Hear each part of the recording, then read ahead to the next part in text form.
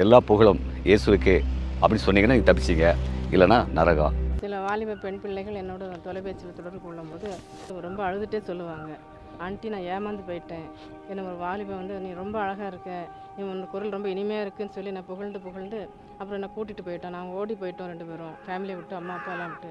நாங்கள் கொண்டு போய் வச்சுட்டு என்னை குடும்பம் பண்ணுறான். பல பெண்களோடு அவனுக்கு தொடர்பு இருக்குதுன்னு அதுக்கப்புறம் தான் எனக்கு தெரிஞ்சுது. இப்போது நான் என்ன செய்கிறது ஆண்டி அப்படின்னு சொல்லி அது ரொம்ப அழுதுது. அப்போ நான் சொன்னேன், இப்போ கூட நீ திரும்பி வந்துடலாம், உங்கள் அப்பா அம்மா நிச்சயமாக உன்னை வந்து இறக்கப்பட்டு ஏற்றுக்கிடுவாங்க, நீ அந்த நரக வேதனை எத்தனை நாளைக்கு நீ அனுபவிப்ப அப்படின்னு நான் அந்த பிள்ளைகிட்ட நான் சொன்னேன். அப்போ அந்த பிள்ளை, ஆண்டி நீங்கள் சொல்கிறது எனக்கு சரியாக தான் படுது ஆண்டி, நீங்கள் எனக்காக ப்ரேயர் பண்ணிவிடுங்க அப்படின்னு சொல்லிச்சு.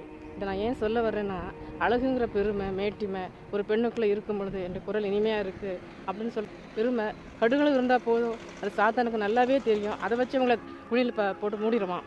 ஒளி பிறந்தது இயேசுவின் நாமத்தினால்.